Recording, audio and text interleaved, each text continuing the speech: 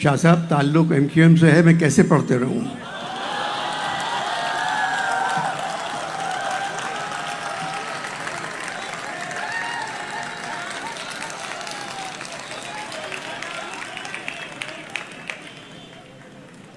उदासी मुल्कों पर बादलों की तरह छा गई है। किसी को एहसास ही नहीं कि वो इस मुल्क के साथ क्या कर रहे हैं। कब्ज़ा मिल जाता है तो ऐवान तालियों से गूंज जाते हैं।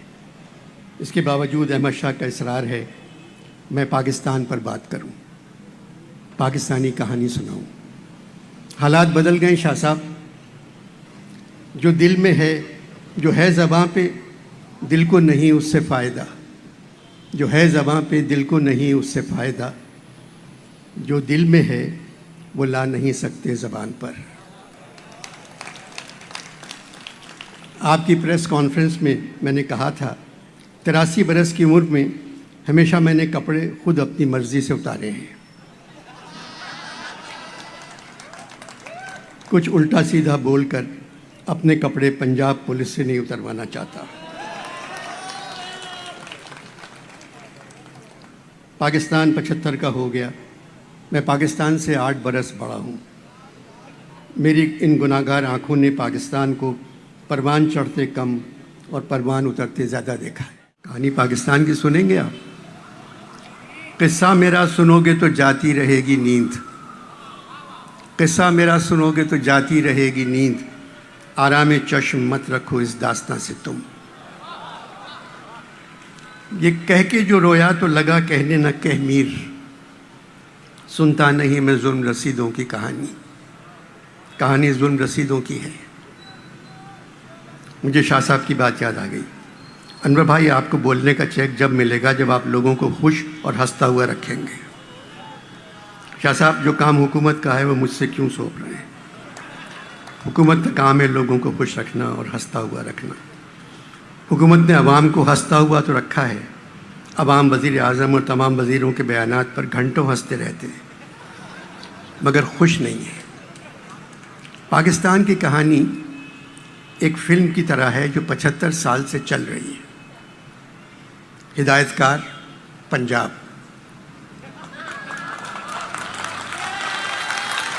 हिदायतकार पंजाब। शूटिंग बलूचिस्तान में हुई है।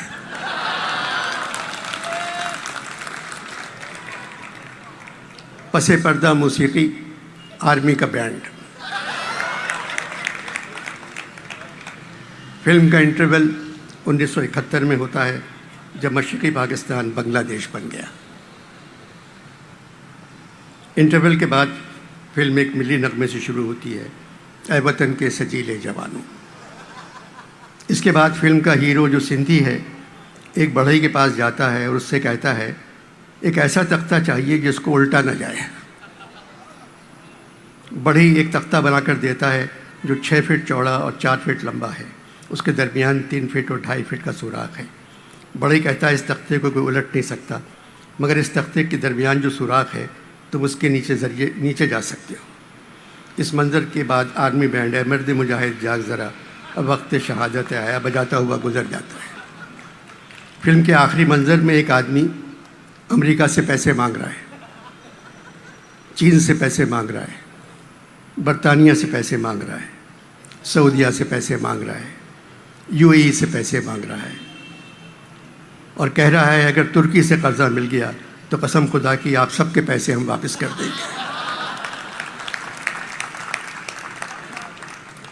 एक छोटा बच्चा आता है और वो आकर एक शेर पढ़ता है, खुदा से मांग जो कुछ मांग ना हो ऐ मुफलिस। खुदा से मांग जो कुछ मांग ना हो ऐ मुफलिस। यही वो दर है कि ज़िल्लत नहीं सवाल के बाद।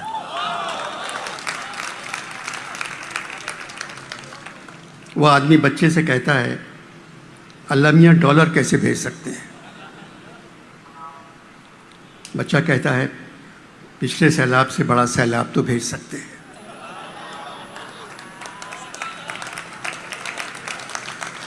फिर आपके दामन में डॉलरों की बारिश। अब सिर्फ तबाही और बर्बादी ही आपकी आमदनी का ज़रिया बन सकती है। जितनी तबाही उतनी बेहतरी। بیٹے تم تو قیامت کی بات کر رہے ہو. محترم قیامت تو آ چکی ہے. اس کی نشانیاں پتہ ہے آپ کو کیا ہیں؟ جب برے لوگ اچھے لوگوں پر حکومت کرنے لگے،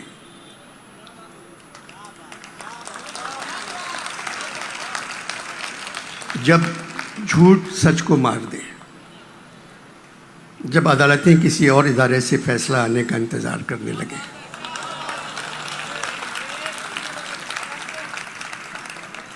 جب مولانا وطن کی ماؤں بیٹیوں اور بہنوں کے لیے گندی زبان استعمال کرنے لگے، جیسے ان کی ماں نہیں دونوں باپ تھے.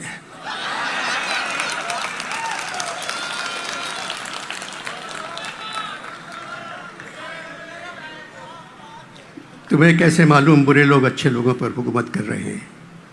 میں آج کی بات نہیں کر رہا ہوں، 75 برسوں کی بات کر رہا ہوں.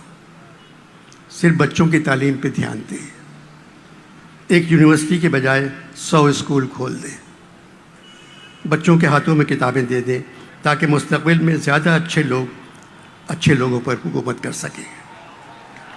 اچھا یہ بتاؤ بیٹے، ہم اس ملک کو کس طرح ٹھیک کر سکتے ہیں؟ الف بے والے قاعدے سے پے اور این نکال دیں، پھر جو مرضی آئے وہ کریں. این نکال دیں، این نکال دیں سے کیا ہوگا؟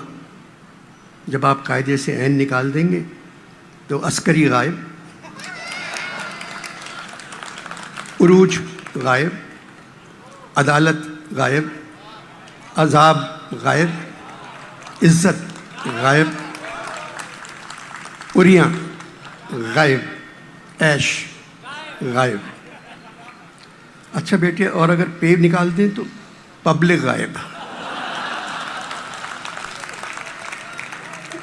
پریشان غائب، پارلیمان غائب، پیشی غائب، پھر مانگ غائب، پشیمان غائب، پامال غائب، پاکستان غائب. بیٹے کچھ اور بتاؤ. میں آج کے پاکستان کی کہانی سنا رہا تھا. سب سرگزشت سن چکے، اب چپکے ہو رہو. آخر ہوئی کہانی میری، تم بھی سو رہو. نام تو بتا دو بیٹے اپنا. میرا نام محمد علی ہے. لڑکا غائب ہو جاتا ہے.